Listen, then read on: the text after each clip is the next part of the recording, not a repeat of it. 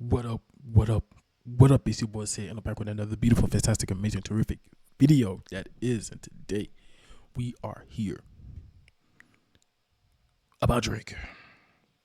Now, as you know, there's been a lot of going on in the hip hop community when it comes to dissing other rappers. It all started off with Kendrick, right? And then Cole, he dissed Kendrick. Cole said, "Nah, I'm a back out. I apologize, Kendrick. That's not who I am." Cole knew what was about to happen. That's why he backed up. He said, "No, I don't want none of this. I'm too mature for that." He gonna let the young cats have it. And then Drake dissing dang, who did he diss? Dang, who did Drake diss? Rick Ross. He dissed Rick Ross. Rick Ross did him back. Chris Brown did Quavo. Quavo did him back. And some other disses. But it's been wild, bro. It's been wild. It's very unexpected. I don't know. I guess it's what the hip hop community needed right now. A little entertainment. I don't know. But anyway, we're not gonna keep this this intro too long, man. You already know what to do. Video's titled "How Drake Diss Track Just Changed Hip Hop." I have my pros and cons about that. I have my opinions on it. But yeah, we're not gonna waste any more time. You already know what to do. Man, I'm out of breath. I apologize, but make sure you share with your wonderful, beautiful friends and family. And until then, let's go.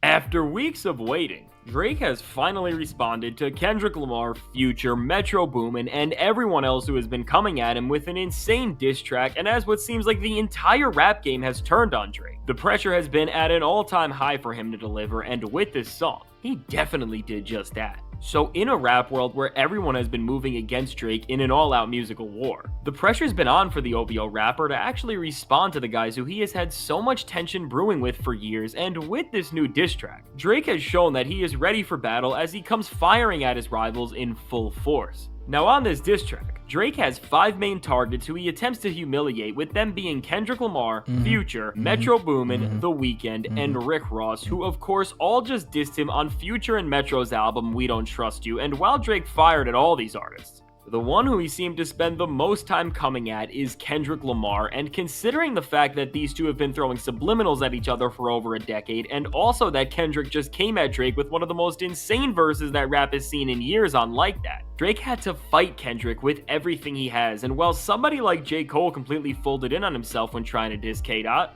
Drake made sure to at least say things that actually could hurt him, although when you look at the shots that Drake threw in their entirety, I'm trying to figure out what did The Weeknd do. That's my question.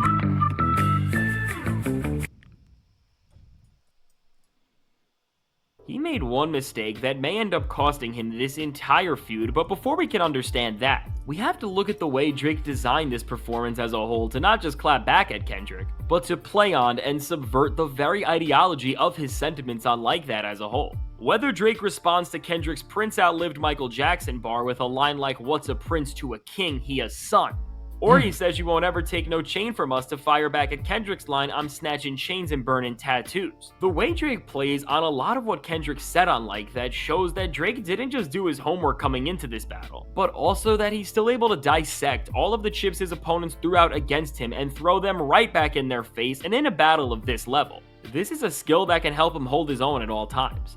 A lot of the shots Drake throws at Kendrick are both pretty clever and funny, such as when he disses Lamar's shoe size with a bar like "How you big steppin' with a size 7 men's on," and the whole bit where Drake clowns Kendrick for doing features on pop songs with artists like Maroon 5 and Taylor Swift is a nice dig at Kendrick for what it is, but as these disses are nothing more than just some light jabs, they are not defining what this diss really means for the Drake and Kendrick Lamar beef, as Drake takes much bigger swings at him in the track, but the question really is, does he land them? Now, one of the main ways Drake tries to clown Kendrick is by saying that he is just as inauthentic as any other artist in the music industry, and beyond this, whatever Top Dog Entertainment orders him to do, he will instantly follow. And despite Kendrick not being on TDE anymore, which makes a lot of this feel like it was written years ago, This is one of the strongest angles that Drake tries to come at Kendrick with, as he alludes to the fact that Lamar is getting legally extorted by the label, and with Drake having signed a $500 million contract with Universal where he keeps his masters, he most likely does have the edge to knock Kendrick about this on some level, but regardless of splits and deals. Talking about how bad a record contract may be is only going to push Drake so far, but his disses don't stop here.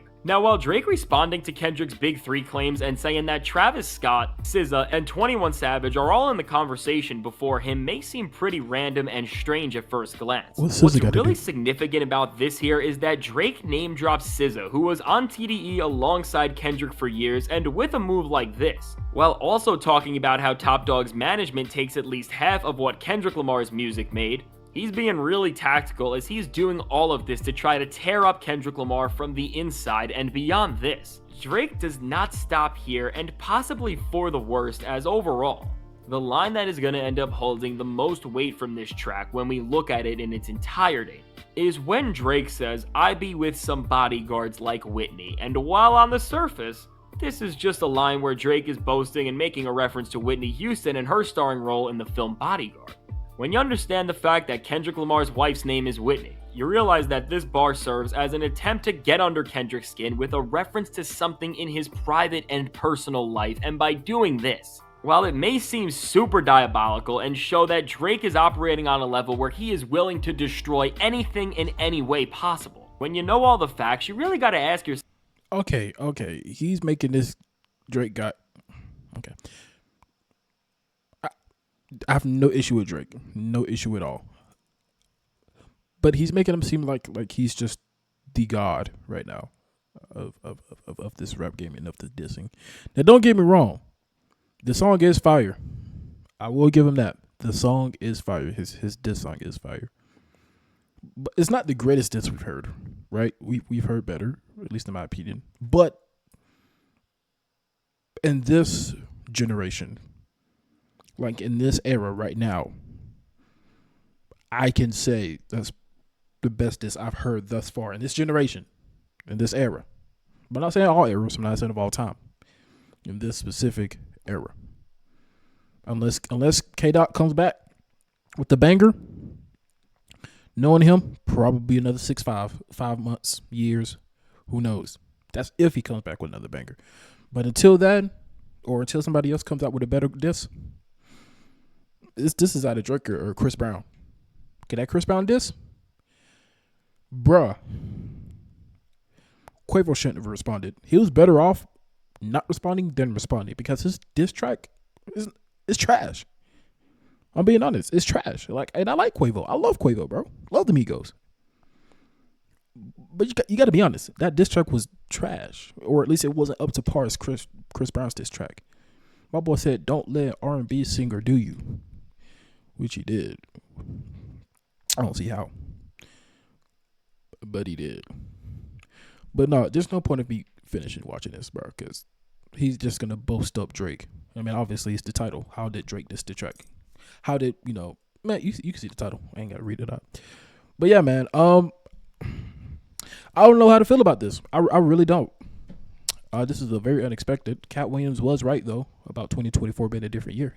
He spoke it on the Shannon Sharp podcast. I feel like everything's just been set in stone for this reason, man. And I feel like we have a long way to go. Some other crazy stuff is going to happen in this year, man. We're still in April. About to be in May, like in a few days. But so far, it's been a crazy year. It has been a crazy year. We're not even halfway through it yet, bro. I mean, y'all stay safe out there, man. Prayers up for y'all, bro. Y'all just keep it on the swivel.